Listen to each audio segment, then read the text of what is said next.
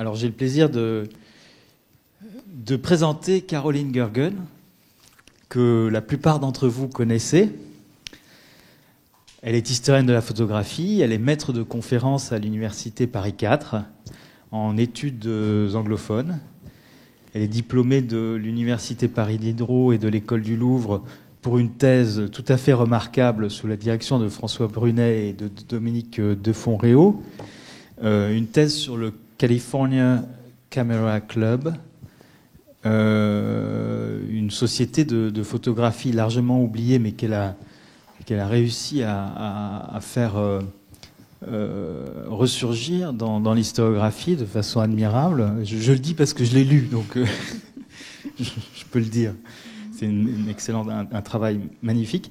Ces recherches ont été soutenues par la Fondation Terra pour l'art américain, par la Huntington Library, par la Beinecke Library à Yale et par le Peter Palmquist Memorial Fund. Et donc ces travaux ont été publiés, et ça j'ai eu la chance de suivre cette publication donc dans Transborder, dans la revue Histoire de l'art. Et plus récemment, elle a contribué au catalogue d'exposition Earthquake 1906, The Photographs of Arnold Gente, donc un des photographes du Camera Club de San Francisco, du California Camera Club. Exposition, donc catalogue d'exposition d'une exposition organisée par le musée de la Légion d'honneur, c'est ça ? Oui, c'est ça. De San Francisco, oui. publié en 2020. Et par ailleurs, et en plus de ça, depuis 2016, elle co-organise le séminaire Camera Memoria sur les histoires de la photographie dans le monde anglophone, séminaire tenu dans le cadre du LARCA, de l'Université de Paris. Voilà. Caroline, merci d'être là et je me réjouis de t'écouter. Merci beaucoup Christian. Alors bonjour à toutes et à tous. J'aimerais d'abord aussi remercier les organisateurs de ce colloque pour cette invitation. Alors aujourd'hui, j'aimerais parler de la Peter Palmquist Collection comme un outil pour repenser la façon dont on écrit l'histoire de la photographie américaine. Palmquist, que vous voyez ici, un photographe professionnel et historien amateur, basé en Californie du Nord, avait commencé sa collection au début des années 1970. En avril 1985, François Brunet lui rend visite pour ses recherches sur le paysage photographique. Presque 20 ans plus tard, François se souvient de cette rencontre dans la Revue française d'études américaines, où il écrit « Quand 3 heures plus tard, je ressors de la maison archive de Peter E. Palmquist, je suis non seulement pourvu de toutes les réponses, mais confondu devant la générosité de ce photographe salarié de Humboldt State University, qui, à lui seul, a réuni l'équivalent d'une Encyclopedia Americana sur l'histoire de la photographie californienne et western, et qui distribue tout cela comme du Halloween candy. » Alors, à l'époque, cette collection était en constante expansion et a été préservée dans une très modeste annexe à sa maison, construite en bois et jugée par ailleurs bien trop vulnérable pour le climat californien par ses collègues. Quelques années avant la mort précoce de Palmquist en 2003, il avait entamé le transfert de sa collection à la Beinecke Library à Yale, à l'aide du conservateur George Miles et de sa collègue historienne Martha Sandweiss de Princeton. Aujourd'hui, elle se trouve au cœur de la très riche collection de Western Americana et le matériel est regroupé en 7 catégories, dont je vais vous présenter les plus volumineuses. La Palmquist Collection of Male Photographers in the American West, avec des notices biographiques de 9000 photographes de l'Ouest américain entre 1840 et 1900, ainsi que des photographies d'environ 2000 d'entre eux. La Palmquist Collection of Women in Photography, qui regroupe environ 30 000 notices biographiques de femmes photographes entre 1840 et 2003. Cette collection avait commencé avec un inventaire de femmes californiennes et a été étendue sur le monde entier à partir des années 90. Il y a aussi sa collection de Cased Photographs, avec plus de 400 daguerréotypes, ambrotypes et ferrotypes datant d'avant 1900. Une collection de formats photographiques du 19e et 20e siècle qui contient de nombreux exemples de supports comme des cartes de vœux ou des objets photographiquement illustrés.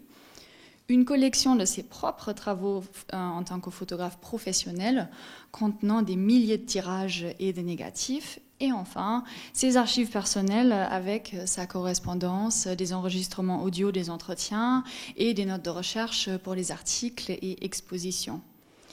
Donc, à partir de ces différentes catégories, on peut esquisser la méthodologie de Palmquist qui comprend tous les aspects du médium, des biographies à la production jusqu'à la variété des objets et leurs itinéraires. La richesse de cette approche est reflétée dans ses nombreuses publications. Vous voyez un aperçu ici, dans 60 livres, 300 articles et une dizaine d'expositions. Et vous le voyez bien, cette approche, sa perspective va à l'encontre d'une histoire axée sur les grands noms de photographes américains. Donc pour comprendre les apports méthodologiques et historiographiques de cette collection, je voudrais me concentrer aujourd'hui sur la partie que je connais le mieux, celle des photographes de l'Ouest. Donc j'aimerais établir des parallèles entre Palmquist et les photographes dont il collectionne le travail, notamment Oscar V. Lang, qui était basé à San Francisco autour de 1900. Palmquist et Lang étaient à la fois photographes professionnels et historiens amateurs, et tous les deux très intéressés par l'histoire de la photographie californienne. Tous les deux faisaient des projets de photographie au sein d'une université, et tous les deux étaient impliqués dans la valorisation de l'histoire locale. Et je m'intéresse à leur façon d'écrire cette histoire de la photographie autour de 1900 et autour de 2000. Et je voudrais ainsi m'interroger sur la place des historiens à la fois professionnels du médium et non académiques. Donc j'aimerais revenir rapidement sur la vie de Palmquist et les débuts de sa collection. Né à Oakland en 1936, il s'installe avec sa famille dans le comté de Humboldt, au nord de la Californie, durant son adolescence. Et à la même période, il se forme à la photographie. À la fin des années 1950, il est stationné à Paris avec l'armée américaine et ensuite il travaille brièvement pour le gouvernement californien. En 1961, il est embauché comme photographe officiel pour l'université de Humboldt jusqu'à sa retraite en 1989. Et il y documente les bâtiments et l'expansion du campus, les activités des étudiants, il fait des portraits des enseignants et il illustre de nombreuses publications et brochures de l'université. Pendant ce temps-là, en 1971, Palmquist découvre une petite série de photographies de sa région chez un antiquaire. Au début, son intérêt pour ces images anciennes le conduit à étudier l'histoire de sa propre profession, puis la vie de ses anciens photographes. Il commence à rassembler des images de la Californie, mais cela s'étend rapidement à d'autres régions de l'Ouest américain. Plus tard, son intérêt pour les femmes, qui travaillent dans tous les domaines de la photographie, l'amène à faire des recherches approfondies et à collectionner des images de femmes du monde entier. À la fin des années 1990, il lance le Women in Photography International Archive, qui est lui aussi hébergé dans sa maison. Et cette obsession, comme il l'appelait lui-même, a généré des milliers de données biographiques et une collection de 250 000 objets. Alors, ce travail s'arrête brutalement en janvier 2003, quand Peter Palmquist succombe aux blessures infligées par un chauffard lorsqu'il promenait son chien. Donc, j'aimerais revenir sur cette découverte chez l'antiquaire en 1971 qui l'amène à axer son approche sur les objets. C'est vraiment à partir des objets qu'il va commencer à articuler cette histoire de la photographie. Et ce qui est important à noter, je vais revenir là-dessus, c'est qu'il commence cette collection à un moment où l'histoire de la photographie américaine est en transformation. Des monographies publiées par Bowman Newhall et le travail curatorial par des photographes même comme Ansel Adams prônent des personnages solitaires, surtout dans l'Ouest américain, ce qui aboutit à une lignée de photographes maîtres avec un style pur ou straight. Et ce récit est répandu au sein des institutions comme le MoMA ou le San Francisco Museum of Art, ne prend pas en compte le grand nombre de praticiens du 19e siècle et seulement très très peu du contexte social, économique et culturel de cette production. Donc, dans une approche que certains de ses collègues décrivent comme presque anti-académique, Palmquist veut reconstruire la trame historique dans laquelle s'inscrivent les photographes méconnus. Sa collection californienne consiste d'abord en tirages qu'il a pu se procurer pour peu d'argent et elle est ensuite nourrie d'un vaste éventail de sources tirées d'annuaires, de presse locale, de revues et surtout d'institutions locales comme des sociétés historiques ou des bibliothèques municipales où il va faire des photocopies de sources et ensuite les rassembler dans les fichiers biographiques. Il reconstruit ainsi un réseau à travers des institutions peu connues pour leur richesse d'archives. Donc, lors de mes recherches sur la plus grande société photographique aux États-Unis, le California Camera Club de San Francisco, cette base de données de Palmquist a été la seule à inclure tous les noms que j'avais notés sur ma longue liste de membres du club. Et parmi eux, j'étais particulièrement intriguée par le photographe Oscar V. Lange. Donc, dans un dictionnaire biographique publié par Palmquist, Lange est identifié comme photographe de San Francisco, spécialiste de vues d'architecture, de paysages et d'entreprises minières. Il inclut 4 différentes adresses pour le studio de Lange et ses associés sur une période de 20 ans, ainsi que des références dans la revue du club californien Cameracraft. Et vous voyez un portrait de Lange ici tiré de la revue. Le dossier sur Lange à la Beinecke Library documente les sources primaires rassemblées pour cette entrée de dictionnaire, comme des portraits de cartes visite faits au studio de Market Street. J'ai marqué l'adresse en haut à droite. Des vues du campus de l'Université de Californie à Berkeley, et je m'excuse pour la mauvaise qualité de ces images, ainsi qu'une publicité de Lange qui précise ses spécialités. Donc si on se penche sur ces éléments, on peut en tirer bien plus d'informations. Les associés de Lange, comme Thomas Patrick Andrews, ont leur propre dossier dans l'inventaire de Palmquist et la collection établit ainsi des références croisées qui étendent le réseau et renvoient constamment vers de nouvelles sources. De plus, à partir du travail de Lange à l'université de Berkeley, on est guidé vers les archives de l'université. La Bancroft Library, qui se trouve sur le campus, héberge des centaines de tirages faits par Lange au début des années 1890. L'université n'avait pas de photographe officiel à l'époque, mais Lange était sollicité comme tel. Donc, à l'origine de ce travail était l'exposition universelle Midwinter à San Francisco en 1894, où l'université avait son propre présentoir avec des vues encadrées du campus. Plus tard, Lange va rassembler ses vues en 3 albums grand format avec environ 250 tirages sur papier salé. Les albums montrent les bâtiments, les différents départements et bibliothèques, le personnel ainsi que la vie étudiante. Et chaque album inclut une déclaration d'intention qui recommande que ces photos soient soigneusement conservées pour de futures expositions et que des doublons doivent être déposés auprès du bibliothécaire et préservés comme un document historique de l'université. Donc ce que j'ai marqué là sur la slide, vous voyez les vues encadrées. J'ai un détail ici.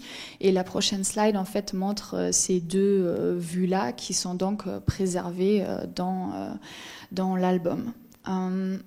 Donc, vous voyez ici les tirages de cet album. Et donc, le choix de faire ces tirages sur du papier salé pour les albums était stratégique.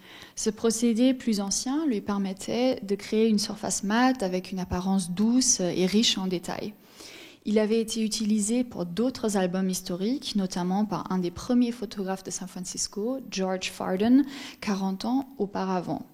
Son album San Francisco Album, tout comme celui de Lange, était censé être un document prestigieux qui raconte une histoire victorieuse d'une communauté dans l'Ouest américain. De même, Farden présentait la ville d'une façon cohérente en documentant bâtiments et progrès civiques et en faisant des doublons qui étaient préservés dans les premières bibliothèques de la ville. Donc, en se servant du même modèle et du même procédé, Lange souhaitait s'insérer dans une tradition photographique de la région. Maîtriser ces techniques et cultiver une connaissance de l'histoire du médium et donc de ses prédécesseurs étaient des aspects importants pour Lange et ses collègues du California Camera Club. Dans cette même période, Lang est sollicité par d'autres universités, notamment celle de Stanford, pour laquelle il crée un album de format similaire, avec des vues du campus et ses environs. Donc, comme l'ont montré Elizabeth Edwards et Christian Joschke, dans les cercles photographiques autour de 1900, se développe une prise de conscience de la valeur historique du médium. Aux États-Unis, ce travail historique avec l'appareil photographique est beaucoup moins connu. Mais quand on s'intéresse davantage à la production de Lang, il y a une ambition similaire qui se dessine. Son travail pour les universités témoigne d'un désir de documenter de façon cohérente les lieux historiques. Et même si ces photographes se trouvent loin de l'Europe et de ces réseaux d'échange, Lang et les membres du California Camera Club sont aussi inspirés par ce qui se fait en Europe, notamment le mouvement des surveys en Angleterre, enclenché par la National Photographic Record Association. Celle-ci demande aux photographes de clubs anglais de documenter leur région et de préserver les tirages à la fois dans les bibliothèques locales et au British Museum. Et en apprenant l'ampleur de ces projets dans les revues photographiques internationales, les praticiens de San Francisco proposent de faire de même. D'abord pour leur ville et ensuite en échange avec d'autres clubs pour documenter le pays d'une façon systématique. Les résultats de ce projet de documentation sont perdus aujourd'hui, mais les articles de la revue Cameracraft montrent son ambition. En automne 1901, des dizaines de membres, décrits comme vous le voyez ici, une armée de photographes, annoncent de prendre en photo les monuments, les parcs, bibliothèques, hôtels, banques, églises de la ville. Les environ 2000 tirages produits collectivement seraient préservés dans les locaux du club sur Market Street et malheureusement c'est là qu'ils ont probablement aussi péri après le tremblement de terre de 1906 quand le quartier entier a brûlé. En 1901, donc quelques années auparavant, au moment où ce projet est annoncé, Oscar Lang est co-éditeur de la revue Cameracraft. En tant qu'éditeur, il se concentre sur la photographie historique, non seulement avec cette annonce du survey pour San Francisco, mais aussi à travers de nombreux articles. En se basant sur son expérience professionnelle, il donne des conseils avec des articles intitulés, par exemple, « Comment photographier les daguerréotypes pour en garder une trace et les préserver d'une certaine façon » ou bien « Comment faire des tirages aux platines qui, selon lui, seraient plus prestigieux et surtout plus durables si on souhaite les archiver ». À côté de ces rubriques techniques, Lang rédige également de longs articles. Il veut familiariser les lecteurs avec l'histoire de la photographie dans la région. Alors que le premier numéro de Cameracraft cite des personnages comme Carlton Watkins, qui est encore vivant à l'époque, comme inspiration pour pratiquer en plein air, Lang va plus loin. Il écrit des articles biographiques, notamment sur le daguerréotypiste William Shue, que vous voyez ici. Dans cet article, Lang raconte la vie de ce photographe qui s'est installé à San Francisco un demi-siècle auparavant, lorsque la Californie était tout juste devenue un État américain. Lang retrace comment le médium et la ville se sont développés en même temps et l'impact de Shue en tant que formateur pour de jeunes générations. L'article est illustré avec des portraits d'hommes politiques, comme vous le voyez ici à gauche, le général de l'armée de l'Union durant la guerre civile, William Sherman, qui avait débuté sa carrière à San Francisco. Lang insiste sur le fait que Shue continue à travailler sur verre et à désigner son atelier comme Daguerrean Gallery, et ce en 1902, malgré la popularité de Kodak partout dans la ville et à travers le pays. Ceci est donc une histoire qui est in the making et qui s'écrit donc dans cette revue. Donc avec ce mélange de conseils pratiques et de recherche, Lang donne une plateforme plus large à l'histoire de la photographie dans l'Ouest. Le contenu du dossier de Palmquist peut donc être considérablement nourri par les revues qui sont désormais toutes accessibles en ligne. Palmquist fait déjà référence aux revues alors que ces sources étaient encore très très peu regardées durant les années 90 lorsqu'il faisait ses recherches. Et de mon point de vue, des recherches que j'ai faites des recherches que j'ai menées pour nourrir ce dossier sur Lang, il est important de mesurer l'importance et la portée de ces plateformes écrites. Durant les années où Lang est éditeur, par exemple, la revue est imprimée à plus de 5000 exemplaires par mois, un nombre quasiment équivalent aux grandes revues populaires comme Sunset Magazine. En même temps, l'apparition de Cameracraft est aussi régulièrement annoncée dans la presse locale, et c'est donc dans ce contexte sociétal qu'il faut comprendre le travail d'historien de Lang. Donc ce photographe de 1900, tout comme Palmquist des décennies plus tard, commence à s'intéresser d'abord à l'histoire de sa profession et aux vies de photographes du milieu du 19e siècle. Il se base sur sa propre expertise pour familiariser ses collègues avec les procédés anciens, et la conscience d'archives se reflète par des nombreux projets d'inventaire, aboutis ou non, tout seul ou bien avec le club. En tant qu'éditeur de la plus grande revue de photographie dans l'Ouest américain, il souhaite articuler les débuts d'une histoire régionale avec toutes ses particularités. Donc, durant cette période, autour de 1900, il n'y a pas de véritable projet d'écriture d'une histoire de la photographie. Les premières tentatives pour définir un corpus cohérent se feront sur la côte Est, dans les cercles de Alfred Stieglitz et de la Photo Secession. Ce groupe, qui est actif au même moment que le California Camera Club, va par la suite éclipser tous les micro-efforts régionaux faits sur la côte ouest. Si on regarde les Camera Clubs en dehors des catégories auxquelles ils sont souvent réduits aux États-Unis, comme le mouvement pictorialiste ou bien le cercle Stieglitz, on se rend compte de la diversité des pratiques et des discours.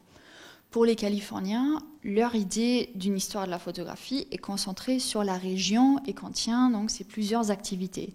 Apprendre les procédés anciens, cultiver un savoir technique, produire des séries d'images de la région pour les archives, éditer une revue et connaître les biographies des prédécesseurs. Tout comme Oscar Lang, Peter Palmquist mène ses recherches sur l'Ouest durant une période où le récit de la photographie est dominé par la côte Est et ses institutions. Durant les années 1980 et 90, le rôle du MoMA est ouvertement critiqué, notamment par Abigail Solomon Godeau, qui identifie le musée comme seule source de légitimation dans l'histoire de la photographie américaine, ce qui aurait créé une sélection qui prône une esthétique autonome et des artistes individuels qui sont très souvent retirés de leur contexte socioculturel de production. Palmquist, on l'aura compris, se trouve en dehors de ce récit canonique. Avec très peu de moyens, il s'intéresse à des personnages peu considérés. Surtout, ses recherches sont menées durant son temps libre et un grand nombre de ses ouvrages sont publiés en auto-édition. En 1983, il gagne en visibilité pour la première fois avec un livre et une exposition sur Carleton Watkins. Donc même s'il s'agit là d'une figure maître, très en vogue à l'époque, avec des tirages qui sont vendus à $200,000, le livre et l'exposition que fait Palmquist proposent un autre récit. À côté des vues spectaculaires bien connues de Watkins, Palmquist reproduit des travaux commerciaux typiques de l'époque, notamment des portraits des cartes de visite faits par Carleton Watkins et des vues de résidence, comme le font des centaines d'autres photographes en même temps. Il inclut aussi des images du modeste studio de Watkins, ici en bas à droite, avec ses enfants qu'on peut voir. Ces sources reflètent la production ordinaire qui faisait partie intégrante de la vie d'un photographe régional. Il s'agit des sources qui avaient peu de place dans les monographies à l'époque et qui, par la suite, ont mené à de nombreuses études sur la vie de Carleton Watkins. Et les recherches se sont ensuite diversifiées. Quelques années plus tard, en 1986, Palmquist va insister sur cette méthode dans un ouvrage auto-édité qui traite de sa collection de vues stéréographiques.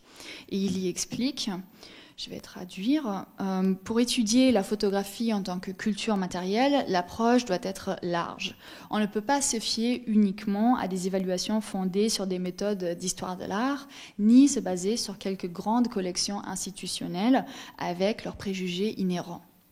Donc aujourd'hui, même si cette méthodologie a inspiré de nouvelles recherches, notamment de Martha Sandweiss ou de Rachel Saylor, une grande partie des archives locales dans lesquelles Palmquist passait son temps reste sous-explorée, tout comme sa propre collection aujourd'hui à Yale. Après sa mort en 2003, peu de nouvelles biographies sont ressorties de son inventaire et seulement une petite portion de recherche se concentre sur ses fonds. Que faire alors de la collection Peter Palmquist et de la masse d'objets et de données? L'ampleur de cette collection reflète les nombreux usages et est un miroir de ce qui se passe dans la société de l'Ouest américain au XIXe siècle. Même s'il ne s'agit pas de rassembler toute la production et tous les détails sur chaque photographe, on voit très vite à quel point la photographie était présente dans les communautés qui, au XIXe siècle, communiquaient peu avec le reste du pays. C'est au niveau local qu'une conscience historique va se développer et se manifester par des premiers efforts d'écriture, qui vont ensuite de Lang jusqu'à Palmquist quelques décennies plus tard.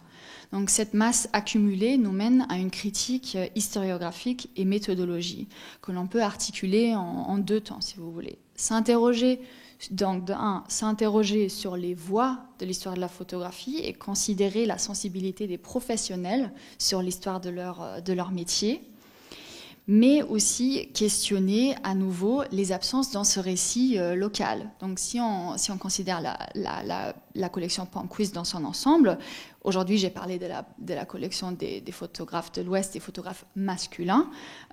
Si on considère la collection de femmes photographes, que je n'ai pas encore très bien explorée, cela donne une image encore plus complexe de qui est impliqué dans l'écriture d'une histoire locale et au niveau national.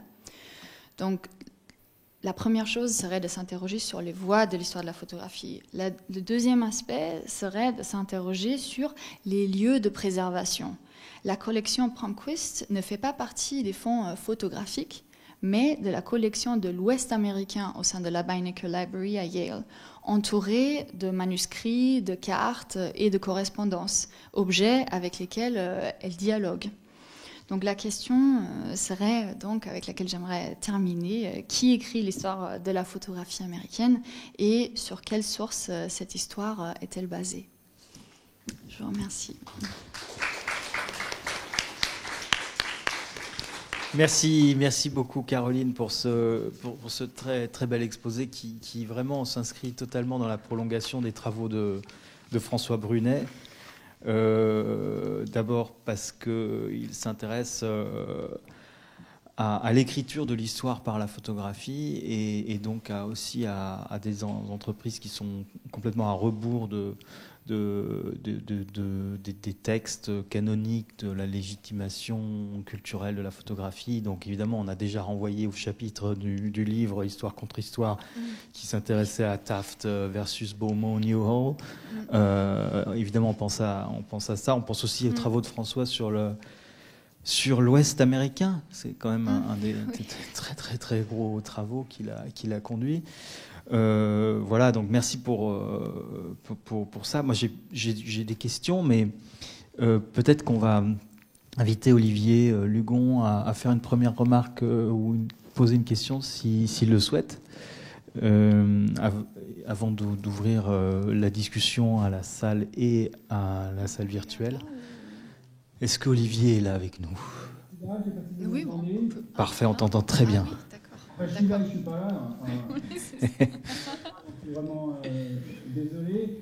Et alors, merci beaucoup pour cette vraiment formidable mise en abîme d'un photographe historien qui s'intéresse notamment à un photographe historien qui s'est intéressé aux photographes qui l'ont précédé. Donc, ça montre bien l'importance qu'ont eu les photographes eux-mêmes dans l'écriture de l'histoire de la photographie. Et ces cas-là montrent bien que cette prise en charge de l'histoire de la photographie par les photographes est pas réductible à une volonté d'asseoir la seule légitimité du médium, comme on peut le penser à partir même de l'exemple de Daguerre, mais qu'on a pu avoir des gens qui s'intéressent à un lieu et que cet intérêt pour le lieu les amène à s'intéresser aux images du lieu. Mais ça va, nous semble-t-il, pas de soi. Autour de 1900 ou à la fin du 19e, dans le mouvement justement des surveys, des musées de photographie documentaire, cette revendication d'une force historienne de la photographie ne conduit pas forcément, ou même parfois pas du tout, les gens à s'intéresser à l'histoire des images elles-mêmes. Les images étant plutôt pensées comme des morceaux du passé, qui précisément, on pourrait dire, ne doivent pas avoir d'image elles-mêmes si elles veulent nous faire accéder au passé. Et donc, je me posais la question disons, des interactions entre une certaine idée de l'histoire et une certaine idée de l'histoire de la photographie. Quel type d'histoire a pu conduire à retourner le regard sur les images elles-mêmes? Je ne sais pas si je suis clair. Oui, je pense, alors si j'ai bien compris votre question, en fait, ce que j'ai vu dans la collection de Palmquist et des photographes qui collectionnent lui-même, c'est cet intérêt des photographes locaux à s'intéresser à la production locale et à travers des images locales, écrire une histoire locale. Et ces revendications, en fait, que j'y ai trouvées sont un carrefour, si vous voulez, avec une identité très forte qui se développe dans l'Ouest américain en même temps. Donc en fait, il y a cette intersection en fait entre une prise de conscience d'une histoire de la photographie qui arrive au même moment qu'une prise de conscience sur l'histoire régionale et l'importance de l'Ouest dans la nation américaine telle qu'elle s'imagine au début du XXe siècle. Et j'avais, surtout dans les écrits de la revue Cameracraft, c'est surtout ça ce qui m'a frappée, parce que l'idée d'une histoire de la photographie est très très souvent liée à l'idée d'un territoire qui est progressivement en train de se lier à la nation. Donc les deux en fait opèrent ou fonctionnent ensemble. Merci beaucoup. Y a-t-il des questions dans la salle ou en ligne? Est-ce qu'on a des questions par le chat ou des messages? Ah. Oui, le micro machin.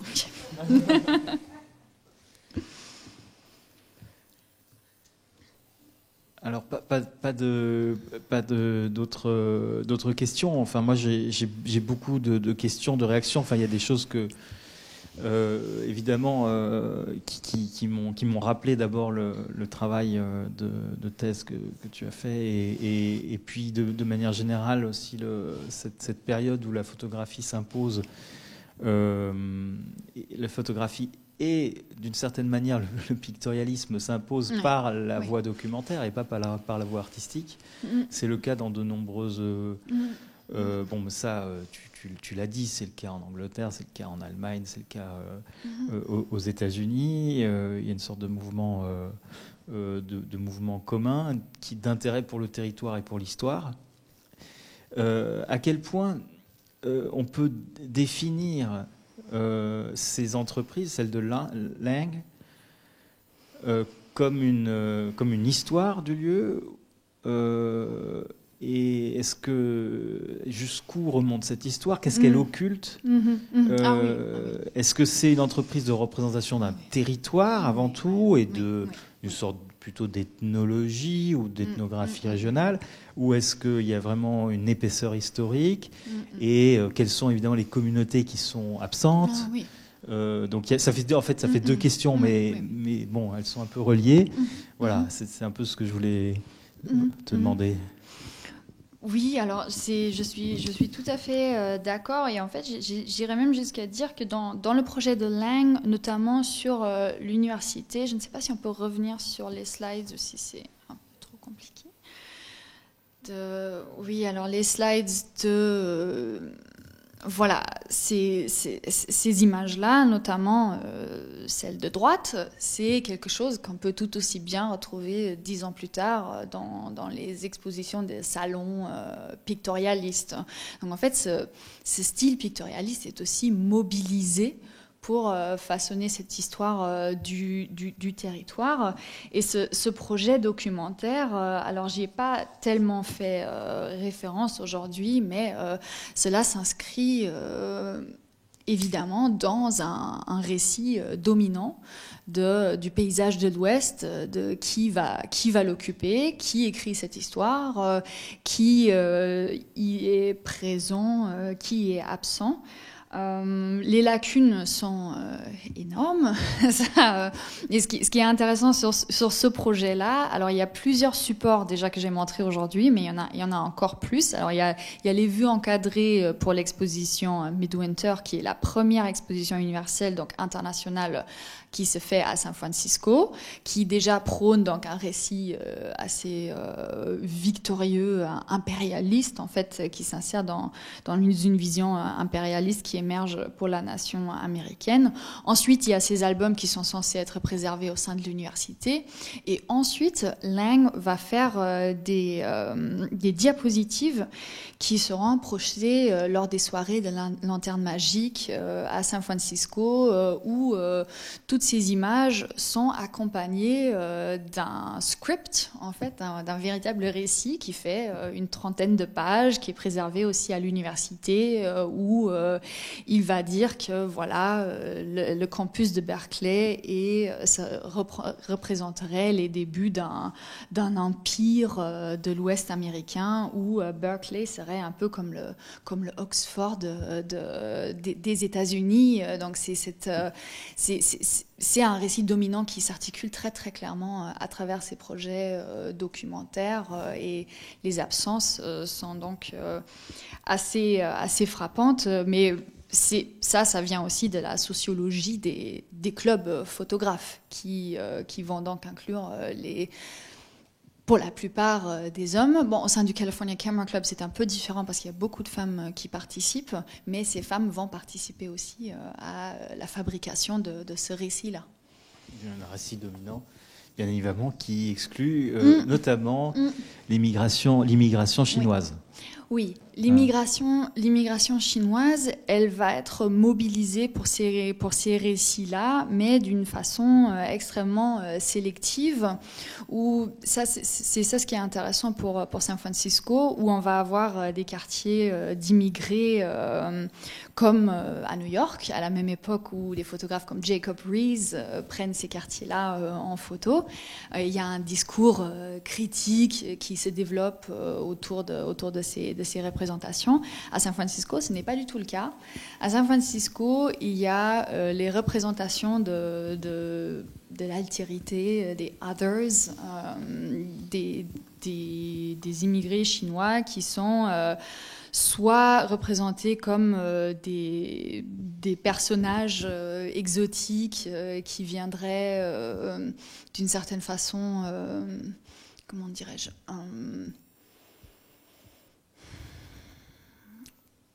embellir l'histoire de San Francisco comme un lieu ouvert vers le Pacifique, vers l'Asie et ses cultures, mais d'un autre côté qui sont rejetés par la communauté de la ville, qui, elle, est constituée aussi d'une diversité d'immigration, mais majoritairement européenne, qui, là, prennent le dessus. Et alors je me posais la question, est-ce que donc il écrit sur ce daguerreotypiste Shu, et comment on appelle le Shu, William Shu. William Shu, et ça s'écrit comment, parce que là j'ai pas vu. Ah, je l'avais pas indiqué, c'est S-H-E-W. D'accord, S-H-E-W. Et est-ce qu'il collectionne alors, j'imagine aussi les daguerreotypes de Shu? Dans l'article, il indique que ce sont ces daguerréotypes avec lesquels il a illustré l'article, mais aujourd'hui, on ne sait pas où se trouvent ces objets-là. En tout cas, dans la collection Oscar V. Lang à Berkeley, il n'y a pas d'objet photographique en soi qu'il aurait collectionné lui.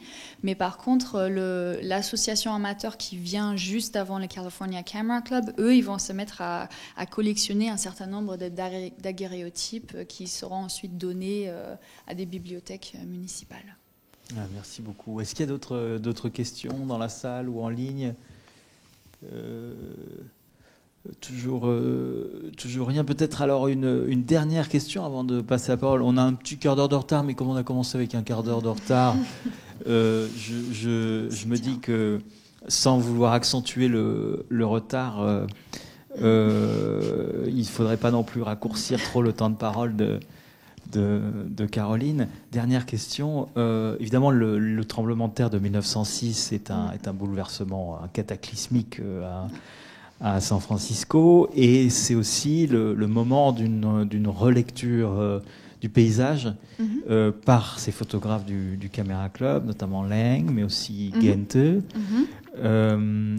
Et alors, comment sa mission de documentation évolue avec cet événement radical donc tremblement de terre plus incendie, c'est-à-dire destruction des 3/4 de la ville par cet incendie. Est-ce que ça change son rapport à l'écriture visuelle de l'histoire?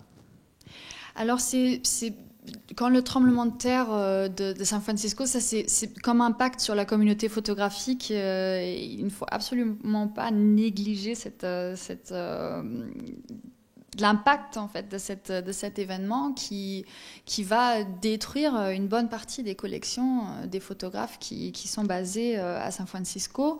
La mission documentaire va se transformer en 2 temps. D'abord, il y a une représentation esthétique de l'espace urbain détruit, où San Francisco va être rapidement comparé à Rome ou Pompéi, avec son architecture détruite qui rappelle aux photographes des récits de civilisation méditerranéenne. Il y a ces discours encore glorieux de l'Ouest qui s'articulent à ce moment-là. Et dans un deuxième temps, les photographes vont se mettre, donc à partir de 1907-1908, ils vont se mettre à documenter dans les albums qui font, notamment il y a un membre qui fait ça chaque année jusqu'en 1910, des albums qui documentent le progrès de reconstruction de la ville. Et ce qui est intéressant, c'est que le projet Survey de 1901 que Lang a proposé va être repris en 1910 pour comparer, alors que la plupart des images de 1901 auront disparu, mais c'est dans l'idée de comparer en fait. L'avant et l'après, oui, un petit peu comme August Zander qui faisait les vues de Cologne avant la guerre, et puis après la destruction de la ville, avec une sorte de parallélisme quasiment homothétique des deux périodes. Merci beaucoup Caroline, c'était vraiment passionnant.